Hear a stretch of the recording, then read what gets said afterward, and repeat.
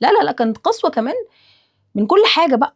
يعني يكفي مشوار المجلس الحسبي ده، يا نهار ابيض، كنت بروح معاها المشوار ده. عارفة ممر المحكمة ده يا نهى، كأنك هو ممر مظلم جدا، داخل فيه انا مش بقدر انساه، داخل فيه شعاع النور بتاع المكاتب اللي جاي من الشمس، بجد كأننا رايحين النار. ورا كل أم وصاحبة بيزنس حكاية ومشوار طويل مليان بإحساس بالذنب، وهي بتحاول توازن بين البيزنس والبيت والولاد، والصراع بين المسؤوليات والطموح. النهاردة البودكاست عن الأمومة مع البيزنس. هنسمع مع هبة تفاصيل لحظاتها الخاصة جدا، وعن شعورها كأم بتحاول تربي بنتها وفي نفس الوقت تبني بيزنس ناجح. يلا نعيش مع هبة تفاصيل مشوارها.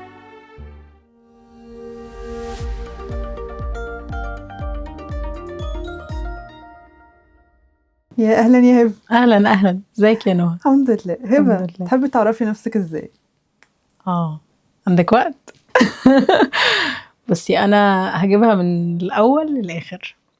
انا ابنه لرجل عظيم، ام رائعه، اخت لرجلين يعني مفيش منهم، هم اسدين قصر النيل بتوعي، زوجة لرجل ذو قيمة علمية وممتنة جدا لوجود محمد في حياتي، وأم لطفلة جميلة كل يوم هي اللي بتديني الطاقة بجد ان انا اقوم، طلع مني حاجات انا ما كنتش اعرف اصلا انها فيا. وحاليا عندي شركة لسه في بيبي ستيبس اسمها HG. طيب ليه فتحتي HG وهي عبارة عن ايه وبتعمل ايه؟ يعني احكي لنا البيج واي، ليه الكبيرة بتاعتك؟ طيب ليه فتحت HG انا خبرتي طول عمرها ماركتينج وسيلز، ولما جيت اخد الكورس بتاع إدارة الحضانات اكتشفت انه في ستات البيزنس بتاعها مش لاقيه حد يكلمه عشان تحقق الماركتنج اللي هي عايزاه. فحسيت انه في نيد، طب ما طالما في نيد اذا انا موجود. اذا البيزنس ده عنده بوتنشل. حاولت اساعدهم بس مساعده كده بس بالكول بتاع مش بتبقى فعالة قوي. فسبحان الله لقيت الناس هي اللي بتقول طب هبة ما ايه رأيك تكتبي السيرفيس في ورقة ونتكلم. فمعرفش سبحان الله برضو في حاجة كده جوايا قالت لي يلا اتحركي. كلمت اول بنت معايا في التيم نورهان، شكرا لنورهان، اتحمست جدا للفكرة وقالت لي يلا واي نوت وانا معاكي في اي حاجة. قعدت افكر طيب انا ما بحبش الافكار اللي بتيجي بالليل تصحي الصبح تقلبيها بيزنس، دي مش انا، دي انا شخص بيحب يحسب كل حاجة ويفكر في كل حاجة، هي اختلاف شخصيات. بس حتتك برضه ماركتنج ده حتتك. بس برضو مش الشخص اللي عشان جاله فكرة وهو نايم يصحى الصبح يعملها، انا مش الشخص ده. فما قعدت افكر لقيت انه انا لازم عشان ابتدي البيزنس ده اشتغله ريموتلي، ده مبدئيا، واصلا مش شايفه انه في داعي يكون في اوفيس، ومحتاجه تيم يصدق فيا وبيع له البيعه زي ما بيقولوا، فيامن بيا انا الاول قبل ما يامن يشتغل معايا، لانه ما بياخدش معايا فيكسد سالري، هو بيشتغل معايا كل مشروع بالمشروع بتاعه. الحقيقه انه انبهرت انه كلهم قالوا معاكي، الحمد لله، دي نعمه كبيره جدا انا ممتنه لربنا فيها بجد. هم اسد، وهم يعني انا دايما اقول لهم انتوا الاسد بتوعي. وسبحان الله قلت يلا انا هبتدي، وابتديت احط السيستم وابتديت ابني البيزنس، وابتديت اقول البروسيس هتمشي كذا وكذا وكذا وكذا، والديبارتمنتس هتبقى كذا، وفلان هيشتغل في الحته الفلانيه، والدنيا تمشي مش بالظبط، لحد ما سبحان الله هي اتظبطت. بس يعني يمكن يبان من بعيد انه انا ما عنديش ريسك، بس الحقيقه انه عندي ريسك كبير جدا. انا كل يوم الصبح صاحيه شايله هم لو الفلوس اللي بتجيلنا في الشهر قلت انا هضطر دخل فلان يقل. انا بقيت حاسه ان انا شايله هم الدخل بتاعهم كلهم مش بتاعي لوحدي، فده ريسك اكبر. بس بقول الحمد لله انا بسعى وبعمل اللي عليا، ودايما ربنا مش بيحاسب على النتيجه، هو ربنا بيحاسب على السعي، لكل مجتهد النصيب، يعني اكيد ربنا هيكرمنا في يوم من الايام. بس مفيش بزنس من غير ريسك، بس أكيد. بتتخطي القلق والتوتر بتاع كل يوم ازاي؟ لان كتير جدا من بزنس اونرز كل يوم بيبقوا صاحيين او كل شهر بشهر التوتر، انا هلحق اجيب مرتبات، طب كم حد دفع، طب كذا، طب هدفع من جيبي، بتتخطي ده ازاي؟ بصي احنا ما عندناش الريسك ده قوي، لانه احنا زي ما قلت لك احنا مش فيكسد سالري، الشباب كلها بتاخد بروجكت باي بروجكت، يعني كل مشروع هو ليه راتب فيه. بس انا عندي الهاسل بتاعت لو الكلاينت صحي النهارده غير رايه، لو صحي قال لي معيش فلوس، لا ده ما كملش. الريسك ده حقيقي، ده الريسك الحقيقي، لانه احنا عندنا دخل دلوقتي معين مش عايزين نقل عنه، بالعكس احنا المفروض نزيد. بس بقول انه طول ما احنا بنطور البروسيس وطول ما احنا بنسعى نجيب كلاينتس باي طريقه كانت، لان احنا عندنا 2 فانل نقدر نجيب بيهم كلاينتس، طول ما احنا بنسعى وبنذاكر كويس قوي ازاي نجيب العميل ده، وبنذاكر كويس قوي عميلنا اصلا عايز ايه، خلاص ان شاء الله هنقدر نحقق ده. واخدنا ستيب قويه جدا ان احنا عملنا البيج. احنا يعني من كتر ما احنا كنا مستعجلين قعدنا فتره، قعدنا شهر ما عملناش بيج اصلا. فلما عملت البيج كان عندي بقى جوايا كده حته انا عايزه اوصل انه كل اللي بحلم بيه للناس اعمله الاول في البيج بتاعتي، فاقدر اعمل براند اويرنس، اقدر اعمل بوستات فيها سيلز بشكل مباشر، بوستات لا مش بشكل مباشر، تيبس ونصايح بالظبط، اقول افهم الناس ازاي ممكن تماركت لبروسيس، عفوا تماركت لبرودكت او سيرفيس من غير ما تبقى طول الوقت هي دايركت سيلز. لانه انا دايما اقول احنا بنبيع الايموشن قبل ما نكون بنبيع البرودكت، احنا وي سيل ايموشنال الاول، احنا بنبيع الايموشنز الاول. صحيح. فبعنا الايموشن خلاص حصلت الرابطه. انا قلت لك قبل كده انا في برودكت اسمه بابيا، منتج مناديل، مع انه حاجه بسيطه بس انا عندي ولاء غير عادي للبرودكت ده، من اول اللون الفوشيا بتاعه لحد الطريقه اللي بيكتبوا بيها الاسم، تفاصيل دقيقه جدا. ولو ما لقيتوش في السوبر ماركت مش هشتري غيره، مش هشتري غيره، ده براند عندي بالظبط. برافو عليكي، هو ده البراند. برافو عليكي، بس كده. طب خدت بالي لما قلتي خدت كورس إدارة الحضانات، فانت معناه كنت عايز تفتحي حضانة، صح، والسكة راحت في حتة تانية خالص. صح. احكي لي الحتة دي، لأنه ساعات الواحد حاطط بلان بقى وطموحات وخطوات، وفجأة ربنا بيحود كده، فممكن تكوني دخلتي أصلا السكة دي عشان حاجة تانية خالص. صح. أنا لما دخلت البيزنس ده أنا فعلا كنت عايزة أفتح حضانة، وكان بس وكنت خلاص يعني ظبطت الشيرز، كنت انا وشريك وتمام، وده هنفتح ومعانا الفلوس وكله تمام وعارفين هنفتح فين وبندور على مكان وحاطين بزنس بلان كامله. بس انا ماركتنج وسيلز انا عارفه كويس قوي هعمل ايه، بس اكاديميك كنت حاسه ان انا رايحه على حاجه ما اعرفش عنها حاجه خالص، ومش بحب اسيب نفسي انه اكون انا اللي بتعلم من الناس اللي شغاله معايا. حلو اتعلم منهم بس ما اتعلمش منهم كل الشغل، اتعلم منهم تفصيله، بالظبط اتعلم منهم تفصيله لكن مش اتعلم منهم كل الشغل. فكنت حاسه انه لا، انا محتاجه يكون عندي خبره في الحاجه دي عشان اقدر اليد الناس دي. اصلا هليدهم ازاي انا اصلا ما اعرفش هما بيعملوا ايه؟ فما بحبش اروح في حاجه انا مش عارفه هي ايه. وانا شخص جدا بيحب العلم، يعني جدا بيحب يقرا كتاب، بيحب يفتح يسمع كورس، يشوف كورس، يسمع بودكاست. فهعمل ايه؟ على طول فورا هاخد كورس. ولما كمان جيت اسيرش في الكورس صراحه يعني ظهر لي حاجات مش هي خالص اللي انا عايزاها خالص. فسبحان الله برضو ظهرتي في طريقي، وانا مؤمنه جدا ان احنا ما بنظهرش في حياه بعض صدف. انا ربنا وقف في طريقي ناس ما تعرفنيش ودعمتني نفسيا في وقت انا كنت محتاجه الدعم النفسي ده، وبعدين يظهر في حياتي ناس تانية تقول لي انه دي بدايه الطريق الحقيقي. مش لا بصي انتي فاكره نفسك هتمشي هنا، لا لا لا، وقفي، ستوب، انتي هنا، انتي رايحه التجمع بس مش هتروحي من الاوسطي، انتي هتروحي من الدائري عادي، ربنا هتوصلي بس بطريق تاني. فسبحان الله انا فعلا كنت رايحه على اساس ان انا ادخل الكورس اخد منه ازاي اعرف ادير حضانه، ويعني والاكاديميك بيمشي جوه الحضانه ازاي، بس طلعت منه بقيت جي بس كده. طب اكيد قبل اي بيزنس بيبقى الواحد عنده مخاوف او حاجه مقرقاه جدا قبل ما يفتح البيزنس. ايه بقى الحاجه اللي كانت قويه قوي، وهل كانت في محلها ولا ساعات بيبقى عنده هاجس كده وحاجات في المخ مش حقيقيه اصلا؟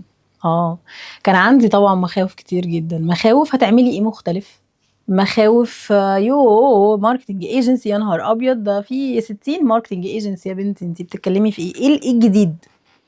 بقى عايزه ادعم الستات عادي، ناس كتير قبلك عملوها، لحد ما حسيت انه طب هقولك على حاجه، طب جربي واخسري بس ما تندميش انك ما جربتيش.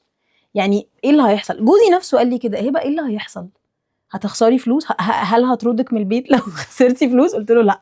قال لي خلاص خدي الريسك وجربي، اخسري، جربي عادي، افشلي. قلت له هيقولوا عليا فاشله. قال لي يقولوا، مش مهم، يقولوا فاشله مش مشكله، المهم انت خدتي حاجه او خدتي خطوه كان نفسك تاخديها، دخلتي في حاجه كان نفسك تدخليها. على الاقل ما تقعديش طول الوقت تقولي لو كنت عملت كذا كنت بقيت أو في يا الحته ريتني. بالظبط، او يا ريتني عملت بالظبط. طب HG الاسم جه منين، والماركتنج سولوشنز يعني اختيار الاسم جه ازاي ومنين؟ عشان انا بحس الماركتنج هو الحل لاي حاجه عايزين نعملها. يعني انا لما بتسال السؤال بتاع البرودكت هبه الاول ولا الماركتنج الاول، بقول الماركتنج الاول، لانه لو عرفت انا بكلم مين هعرف كويس قوي ابيع له ايه. لو بكلم ست هعرف الفونت اللي استخدمه، لو بكلم راجل هعرف الطريقه اللي يعني الراجل مخه غير الست، الراجل اتيتيود حياته غير الست. فبس ابدا افكر انا بكلم مين الاول، هعرف تيبيكالي ازاي ابيعه له، وبكلم انهي ناس عايشين ازاي، شكلهم عامل ازاي، حياتهم فيها ايه، تفاصيلهم ايه. الست دي لو هي ست عندها اطفال ولا لوحدها؟ طب لو عندها اطفال عندها كم طفل؟ فاقدر اعيش اليوم اللي هي عايشاه، اتخيل كم الصعوبات اللي بتقابلها، اتخيل المشاكل اللي بتقابلها. فالماركتنج بيبقى هو الحل. عشان كده انا دايما اقول ان الماركتنج سوليوشنز هي فعلا حلول تسويقيه. HG هي ما هي حاجه خاصه بي انا. يعني انا في العادي بقول هبه الباجوري، بس لان والدي متوفي من زمان كنت حابه قوي اي فرصه تجيلي اخلد بيها اسم الراجل ده، جمال الباجوري ده. انا كنت بجد نفسي اعمل اي حاجه يبقى اسمه يتقال فيها. فلما اخترت HG، مش يعني ما اخترتش حتى اسم العيله، اخترت اسم بابا، ودي حاجه يعني شخصيه تماما يعني.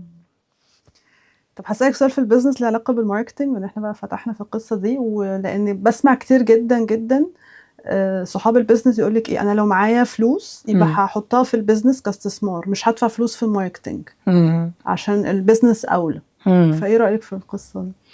بصي، هي الناس لما تحط الماركتينج في الخانة الصح هترد على نفسها. هو اولا الماركتينج ما بيتحطش في خانة الاكسبنسز، هو بيتحط في خانة الانفستمنت، ده اسيت. انا لما بانفست في الماركتنج انا بانفست في الداتا، بانفست في الكلاينتس بتوعي، بانفست في الستورز اللي انا بعملها، بانفست في كل حاجه.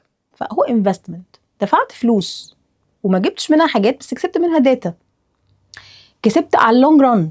مش لازم اكسب حالا، هي الناس مشكلتها مستعجله المكسب، فاول ما بيستعجل المكسب ما بيفهمش الموضوع صح. عشان كده بقول لك هو بس لو حط الماركتنج في الخانه الصح هيحل الموضوع، والهاسل دي هتخلص، والبيضه ولا الفرخه دي هتخلص طول الوقت يعني. فاكيد يحط فلوس في الماركتنج طبعا، هو استثمار طبعا. طبعا. بما انك لما قلت لك عرفي نفسك، انت ذكرتي اول حاجه مش البيزنس، ذكرتي ان انت ابنه لاب وام وزوجه وام، فحافظه عند حته ام دي حبه كده حلوين. وعايزه اعرف دورك كأم ومسؤوليتك تجاه البيت والزوج وبنتك، هل ده عطلك عن البيزنس؟ بصي، مش عطلني، بس في وقت من حياتي انا عملت هولد على كل ده، والحقيقه انا مش ندمانه، بالعكس انا فخوره جدا بالوقت ده. يعني هما سنتين عدوا، بس انا دايما اقول ان انا كنت ببني عيله وده يستحق. يعني الخطوه دي وقفت حاجات كتير، بس هل ما تستحقش؟ لا تستحق. بنتي كانت اولويه، بيتي كان اولويه، بنى العيله كان اولويه. فدي كانت خطوه. انا حتى لما جيت اتجوز كنت بقول انا باخد النكست شابتر. يعني انا دلوقتي حالا بفتح النكست شابتر، لانه هبه قبل الجواز حاجه وبعد الجواز حاجه تانية. خصوصا انا ما اتجوزتش صغيره، انا اتجوزت كبيره. فواحده بقى اتربت 30 سنه، عاشت 30 سنه بطريقه، بعدين دخلت في حاجه تانية. فالجواز بالنسبه لنا لا صعب قوي. انا وهو بقى ايه، كل واحد فينا يغير في خلاص احنا كل واحد فينا جاي بدماغه، بحاجته، باسلوبه، بطريقته. فازاي هنعيش مع بعض؟ واحنا الاتنين خدنا القرار ان احنا عايزين نعيش مع بعض، يبقى نقعد ونتفق ونشوف هنعيش ازاي.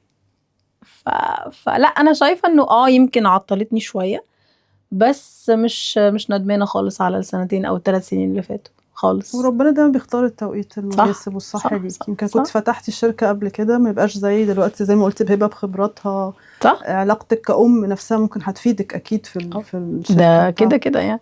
وبعدين يعني هي جملة كليشيه شوية بس هي حقيقية، انه بجد كل اللي فات هو هبة بس كده. يعني هو انا ليه النهاردة انا عشان مريت بأيام حلوة ومريت بأيام صعبة وأوقات كتير جدا ضايقت وانهارت وبعدين فرحت جدا وبعدين دعيت وتحقق حلمي وما تحققش وأكيد فهو ده اللي شكلني بس كده. بتحسي بالذنب لما بتشتغلي على البيزنس وسايبة بنتك؟ اكذبش عليكي يعني أول يوم سبتها في الحضانة مسكت اللابتوب وقفلته وانا متعصبة جدا، قلت انتي بتعملي ايه بقى؟ ايه الانانية اللي انتي فيها دي؟ انتي ليه سايباها هناك؟ وبعدين ارجع ارد، انا دايما في حوار داخلي بيني وبعدين اقول طب ما هي كانت كده كده هتنفصل، ما مش هتعيش طول عمرها لازقه فيا، يعني هتروح مدرسه وهتكبر وبعدين ازاي ابقى انا طول الوقت بقول الام لازم يبقى لها حياتها وما تخنقش عيالها، ودلوقتي انا عايزه الزقها فيا؟ ما ينفعش. بس ما اعرفش جالي اللحظه دي للاسف، حسيت بالذنب وحسيت ان انا انانيه جدا بفكر في نفسي ما بفكرش فيها. بس رجعت طبطبت على نفسي وقلت لا، يعني كده كده اليوم ده كان هيجي، ودلوقتي انت بتعملي حاجه انت عايزاها تشوفك فيها، فده حلو، وده اصلا تطور ليها هي كمان قبل ما يكون ليا. دايما بقول كمان حته احساس بالذنب ده هو انت مش سايباه في اي حته برضه، انت اكيد عملتي صح الواجب اللي صح عليكي، رحت شفتي كذا حضانه، صح اطمنتي انها مبسوطه فخلاص. واكتشفت ان انا بيكي ماما. اوكي طبعا. طيب ايه السؤال اللي دايما كنت بتسألي نفسك او ما زلت بتسألي نفسك كأم وكصاحبة بزنس؟ مش هنفصل الاتنين عن بعض لان انا شايفة انت ام وصاحبة بزنس. دايما اقول بتعملي ده ليه؟ يعني دايما ادور على السؤال بتاع بتعملي الحاجه دي ليه. دايما مقتنعه انه مهما كنت بقول كلام، في حاجه جوايا انا شخصيا تخصني انا كهبه بتخليني اعمل الحاجه دي. هي دي الدافع الحقيقي اللي محتاجه نعبش كده ونخبش وادور كده لحد ما الاقيه. فقعدت افكر لقيت انه انا بعمل ده عشان انا عايزه اثبت لنفسي انه انا شخص معافر. انا طول الوقت بحس ان انا شخص بيعافر جدا، ويمكن لانه برضو انا اتربيت كده، اتربيت قدام ست اتحطت في ظروف قاسيه بس شفتها بتعافر، شفتها بتكمل، شفتها ما بتسيبش الدنيا تهدها، ودايما تقول ما كله بيعدي، انسوا ارموا ورا ظهركم كله بيعدي. فلانه انا اتربيت اصلا شخص بيعافر، فطول الوقت بعافر، طول الوقت عايزه اثبت ان انا اقدر اعمل ده، اقدر اعمل ده. عايزه اشتغل، عايزه اتجوز هقدر، عايزه اكون ام ان شاء الله هقدر، هذاكر وهعمل اللي عليا وهقدر، عايزه اشتغل تاني ارجع اشتغل تاني بس من غير قيود سخيفه جدا بتاعه مدير توكسيك، بتاعه هتاخد مني الكرسي، بتاع الكلام الفارغ اللي الواحد دلوقتي بيقول انه ما كانلوش اي 60 لازمه وبياخد من طاقتك تماما.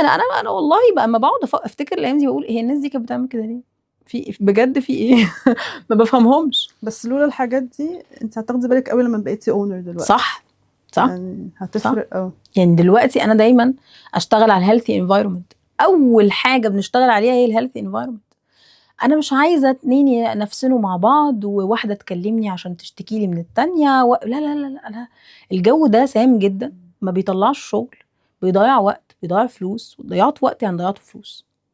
فبدل ما تقعدوا تتكلموا في الكلام الفارغ ده، اقعدوا اشتغلوا، اقعدوا طلعوا حاجات عشان تبقوا طول الوقت عندكم انتاجيه. بس هو ارجع اقول لك برضو الموظفين كانوا معذورين، لانه هي كانت المديرين اصلا اللي بتحطهم في البيئه السامه دي للاسف. لما يبقى اللي بيدخلوا المكتب هو حبيبه، ولما يبقى فيه محسوبيه كلام كده يعني، والله بجد لما دلوقتي بفتكره بقول كانوا بيضيعوا وقت. لان لما الواحد بيمشي من الشركه، تفتكري هما بيفتكروا له انه كان شاطر؟ لا لا لا، بيفتكروا اثره في المكان. يعني انا ببقى مبسوطه جدا، انا في شركه اول شركه اشتغلت فيها عامل الى الان بيسال عليا، انا لا تتخيلي كم السعاده بمكالمته. كان فيها موظف رحمه الله عليه يعني توفى، كان بيتصل يسال عليا كل عيد، وانا كنت مقصره جدا في حقه، وانا كنت ببقى سعيده جدا، اقول الحمد لله ان الواحد ساب اثر طيب في الناس دي، فلسه فاكرينه مع انه فات 10 سنين واكتر كمان من يوم ما اشتغلت في الشركه دي. يعني تخيلي 10 سنين واكتر ولسه فاكريني، ولسه بيسالوا عني، ولسه بيدعوا لي، ولسه بيكلموني يقولوا لي عامله ايه واخبارك واحكي لنا ببقى سعيده جدا. ايه لحظات الفخر اللي بتمر بيها كأم او صاحبة بيزنس؟ لحظات الفخر كأم لما بشوف بنتي بتتطور. يعني انا كنت سعيده قوي وانا شايفاها اول مره بتمشي. ببقى مبسوطه قوي لما بلاقيها الحمد لله، هي الحمد لله الحمد لله يا رب، هي معتمده على نفسها، عندها شخصيه. انا ببسط جدا الناس تقول لي بنتك عندها شخصيه. انا عايزاها عندها شخصيه، انا عايزاها تكبر كده ما فيش اي حاجه تكسرها، ما تبقاش هشه وضعيفه واي كلمتين كده يهزوها. لا لا لا خالص، انا عايزاها قويه. يعني هي مش ما تهزش ثقتها في نفسها. دايما انا وابوها نقول لها بنحبك بنحبك بنحبك، انت جميله انت، عشان انا عايزاها تكبر شبعانه بجد. مش محتاجه تسمع ده من بره، مش محتاجه تحس انه في حد تاني بيديها اللي هي كانت محتاجاه من البيت وما لقيتوش. لحظات فخري كصاحبه بزنس صراحه هي، يعني انا البيزنس بتاعي ما بدأش من زمان، بس لحظات الفخر فيه الحمد لله ما اقدرش انكرها، الحمد لله كتير. يعني انا قلت لك اول لحظه لما التيم امن، لما لقيت شباب بيقول لي يلا مش هناخد سالري بس حاضر هنشتغل ومعاكي الدنيا تمام تمام، الدنيا وقعت ومعاكي احنا. كنت يعني تخيلي انه لما جيت في مره بقول لهم يا جماعه انا مضطره اخد مارجن قليل بس عشان احنا ستارت اب وبتاع، يقولوا لي طيب شوفي انت لو عايزه تقللي من النسبه بتاعتنا احنا ما عندناش مشكله. يعني تخيلي كم الدعم اللي خدته من الشباب الاول. وبعدين انه الحمد لله ابقى شركه لسه فاتحه من نص شهر 9، وبعدين اخد 3 كلاينتس. فانا لما بقول لاي حد انا دايما بحب اخد راي كونسلتنتس، فلما باخد راي كونسلتنت يقول لي هايل عملتيها ازاي، اقول له والله الحمد لله عملت 1 2 وكنتش لسه فتحت البيج. برضو الحمد لله الناس صدقت والناس شافت الشغل اتبسطت بيه، والحمد لله نقدر نقول احنا عملنا حاجه كويسه. فلحظات الفخر الحمد لله لحد دلوقتي كتير، من اول ما فتحت والناس رضيت تشتغل معايا من غير فلوس، لحد ما الحمد لله بقول ان انا عندي بورتفوليو دلوقتي في شغل كويس جدا. بنتك عندها كام سنة؟ بنتي عندها 2.5 سنين. طب من قبل 2.5 سنين دي لو كنت قابلتي بقى هبة الأم اللي لسه ما خلفتش تقولي لها ايه؟ هتعملي حاجات ما كنتيش تتخيلي انك تعمليها. هتصحي من عز النوم وما كنتيش تتخيلي انك تصحي.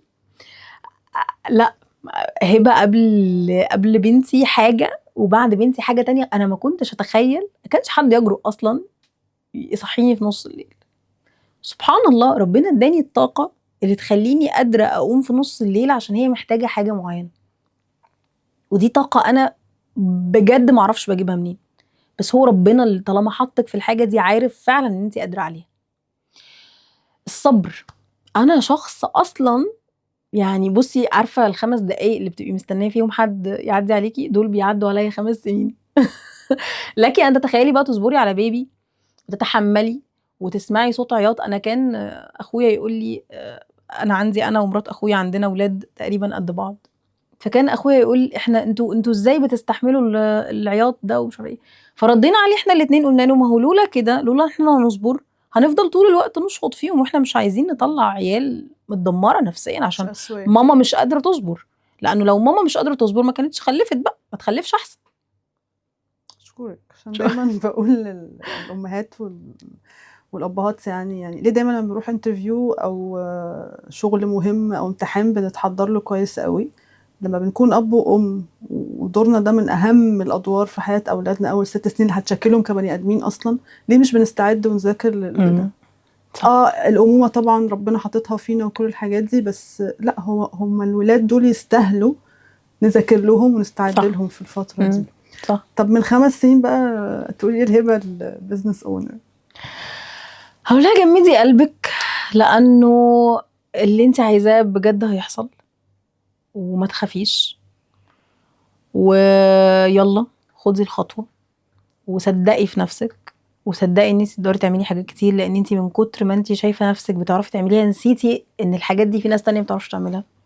تخيلتي انه ده الديفولت اصلا، ده العادي، فما بقيتيش عارفه قيمه نفسك الحقيقيه. تحرري من قيود الوظيفه الخنيقه جدا، تحرري من فكره انه نصحى الصبح لازم نلتزم بميعاد وبصمه و5 دقايق و10 دقايق وربع ساعه ونص يوم، والكلام اللي هو يعني بيخلي الواحد كده يصحى الصبح يقول يوه عندي شغل. انا دايما اقول لهم اول ما واحد فيكم يصحى متضايق يتصل بيا، انا هحمسه. اوعوا توصلوا لمرحله يوه عندي شغل الهبه، اوعوا توصلوا عندي شغل الاتش جي، اوعوا توصلوا للنقطه دي، مش صح. لانه انا وصلت لها في اماكن كانت يا عارفه العيل اللي مش عايز يروح المدرسه هو ده، صح يا الصبح مش عايزه اروح، مش عايزه اروح، مش عايزه حد يلزق لي ستيكر هنا وخلاص. بس هسألك سؤال كده، ايه فيلمك المفضل؟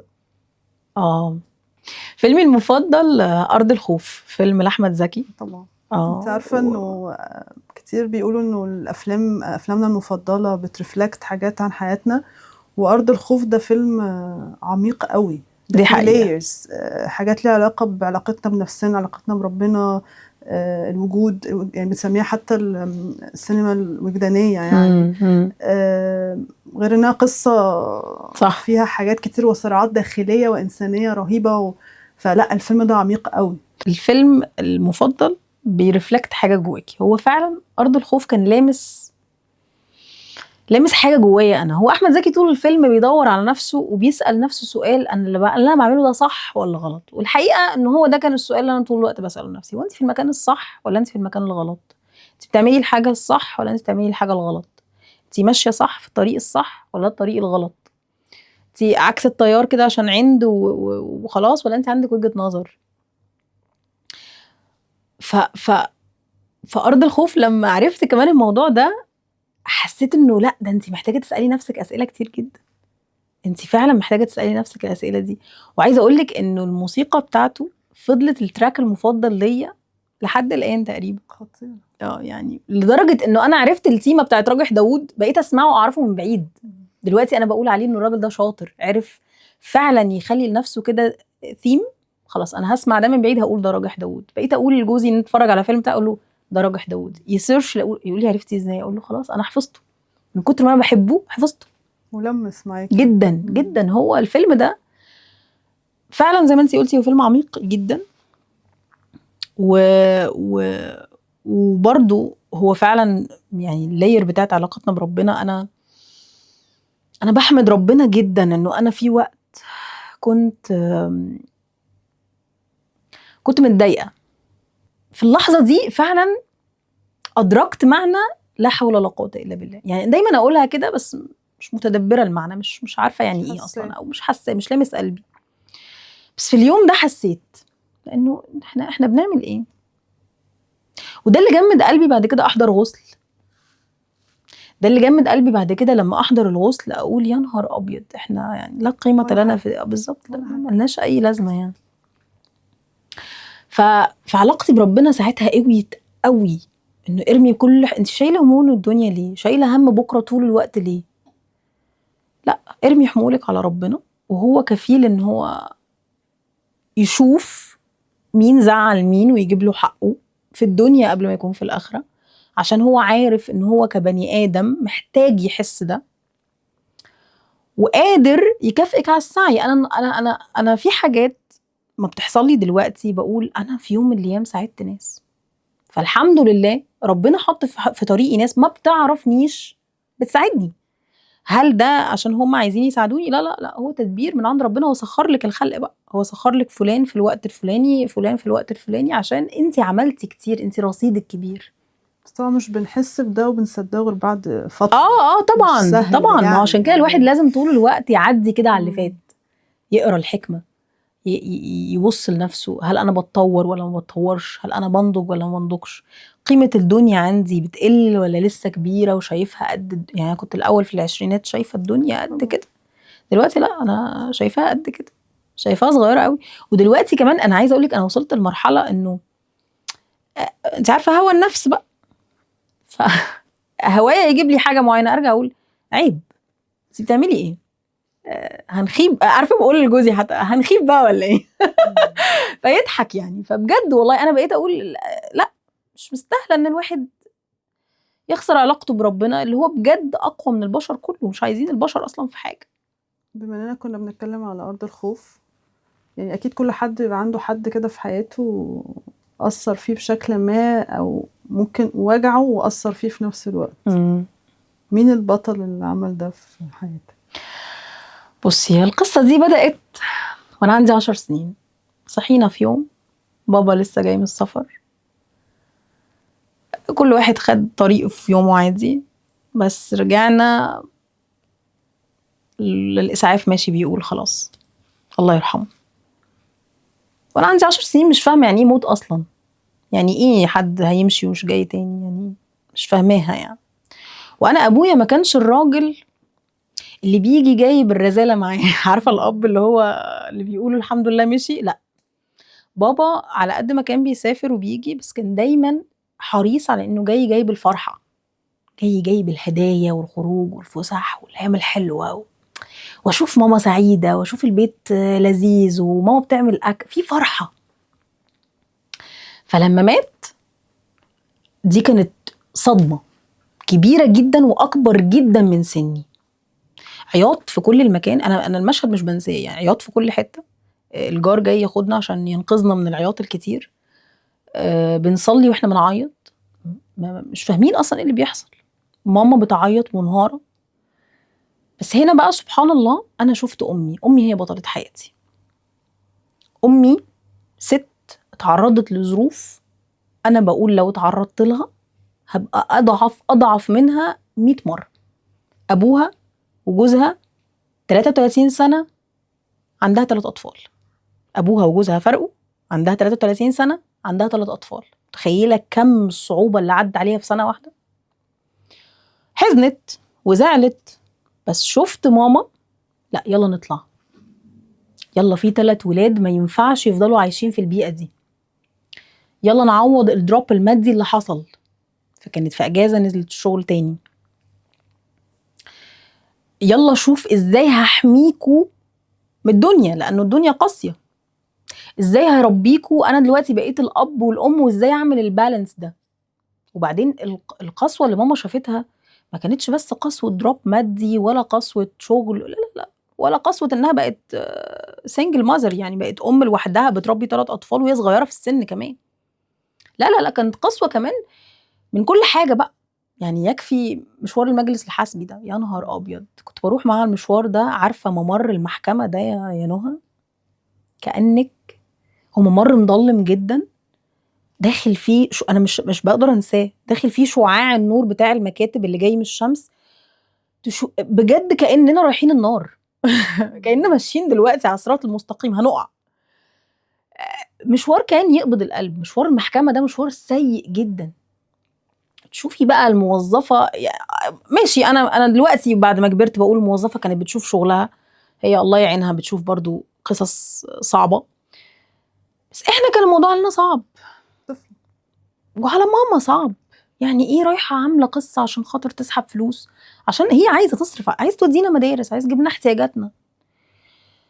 الطلب منها بس كمان فجأة بقت مطلوبة تدعمنا كأم تدي حنية وكأب يربي ويشد أحيانا. فشفت بقى ماما خارقة، ست خارقة بجد، قوة غير عادية. خلتني اتربيت انه المفروض يكون الطبيعي انه عادي نقع بس نقوم بسرعة. لدرجة ده عمل لي مشكلة انه بقيت شايفة فعلا ان ده العادي. فبقيت لما اشوف حد واقع ومطول في الوقوع اقول لا زود، المفروض يقوم بقى. وبعدين اتعلمت بقى انه لا تعاطفي، لانه مرور الصدمات على الناس مختلف، كل واحد بيتقبل الصدمة بطريقته بشخصيته بتكوينه بتربيته، ورد فعل مختلف ورد فعل وتعافيه مختلف بالظبط. ففي اللي هيطول وهيقوم، وفي اللي لا هيفوق بسرعة وهيطلع بسرعة. بس بقيت حاسة ومقتنعة ان الشطارة انه يفوق بسرعة. فماما هي كانت هي بطلة حياتي الصراحة إلى الآن. ملاحظة جدا ان انت يعني اول يعني مقدسة جدا العيلة، انك ابنة، ان دور امك دور بنتك في حياتك. حابة بنتك تشوفك ازاي لما تكبر؟ يعني انت بتقولي على مامتك خارقة، انت حابة بنتك تشوفك ازاي؟ انا حابة بنتي تشوفني ست بتعرف تعمل اللي هي عايزاه، رقيب نفسه، مش مستنية رقابة من حد، لأنه عشان هي تتعلمها لوحدها فتبقى في شخصيتها لوحدها. حابه بنتي تشوفني بعمل حاجه كويسه، ما تشوفنيش بضيع وقت او ما تشوفنيش انانيه. حابه تشوفني انا وابوها طول الوقت بعلاقه سليمه، عشان خاطر هي تكبر وهي شايفه الزوج والزوجه كويسين، فما تخافش من الجواز. وحباها دايما تشوف الاحترام بينا عشان تتعود ان هو ده الطبيعي، فما تقبلش اي حاجه ممكن تحصل لها لما تتجوز، اي تجاوز اي حاجه، وتبقى متخيله ان ده العادي، لان بابا كان بيعمل كده مع ماما او ماما كانت بتعمل كده مع بابا. وبشوف قصص للاسف لما بيرجعوا تكتشفي ان ابوها كان بيضرب امها، فهي متقبله شايفه حاجه غريبه، حاجه عاديه يعني، بينتقدها طول الوقت، حاجه عاديه، ما هو باباها كان بيعمل معاها كده او كان بيعمل كده مع امها. طب ده مش عامل لك ضغط انك عايز دايما تبقي في الصوره دي قدام بنتك؟ لا ضغط لانه خلاص ما بقاش عندي فرصه الانهيار. يعني عارفه العياط في اي وقت بتاع الستات الحلو اللذيذ ده، ما بقتش الفرصه دي متاحه. لازم تنام عشان اعيط، لازم اكون لوحدي عشان اعيط، وعايز ان احنا ننهار. طبعا ما هو ده حقنا، ما هو احنا بني ادمين. بس ما بقتش الفرصه متاحه طول الوقت. يعني حتى الخناق اللذيذ ده اللي اللي هو الملح زايد ليه والحاجات اللذيذه دي، ايه يا محمد بتعلق على الاكل ليه؟ ده ما بقاش متاح طول الوقت، فبقينا ناخد المواضيع بضحك، وبقينا حريصين ان احنا عايزين، احنا الحمد لله انا بجد بحمد ربنا ان محمد كمان هو كمان حريص يربي طفله سويه، فحرصنا احنا الاتنين خلانا عارفين كويس قوي نعمل ايه وما نعملش ايه. وده ده مش معناه ان احنا حياتنا كانت سموث من الاول، لا عادي، احنا زينا زي اي اتنين، اختلفنا وتصالحنا واختلفنا، بس لقينا النقطة اللي نقدر بيها نكمل، عشان احنا عايزين نخاف على صحة البنت دي، وعشان احنا عايزين احنا كمان نعيش حياة اهدى. دايما بقول كلمة بس بمعناها الحلو، يعني احنا بنتربى مع الولاد بمعناها الحلو. صح جدا. انا بتربى مع بنتي والله، يعني الحمد لله انا ببسط. يعني مثلا انا هقول لك على حاجة، هي بتصر تصب لنفسها اللبن، ماشي، بتصر اصرار غير عادي، انا عندي من الصبر والطاقة ان انا استحمل ده، بس ببقى مبسوطة جدا ان هي عايزة تعمل ده لنفسها، بس في نفس الوقت ساعات ببقى عايزة امسك الشبشب، اشربي اللبن يا ستي دي كوباية لبن ما تكبريهاش بس. اكيد لسه عندك احلام وطموحات وحاجات كتير عايزة تحققيها، ايه اكتر حاجة عايزة تحققيها ولسه خايفة؟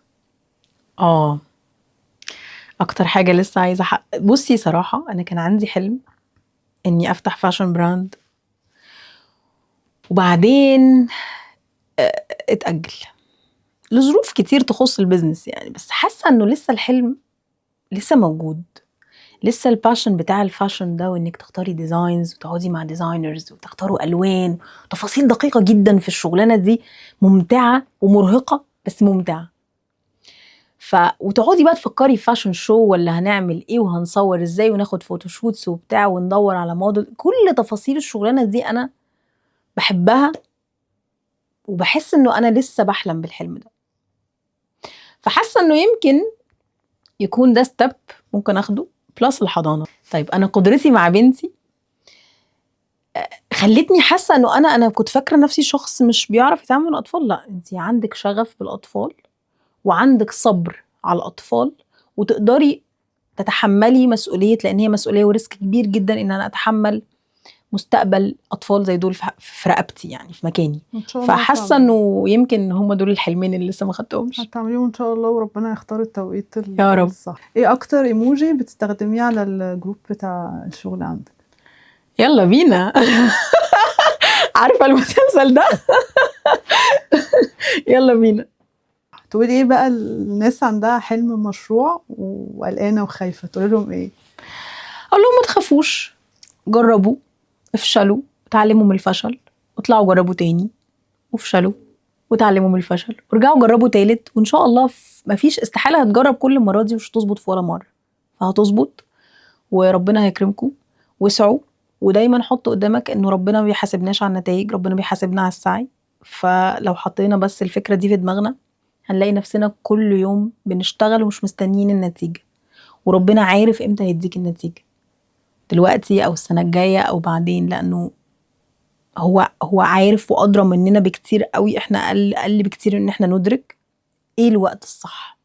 وفي خطوات لو استعجلناها ما بتبقاش حلو، وفي خطوات لما بتيجي متاخر برضه ما بتبقاش حلو. فخد الخطوه، طالما عايز تاخد الخطوه خدها وجمد قلبك. شكرا يا العفو.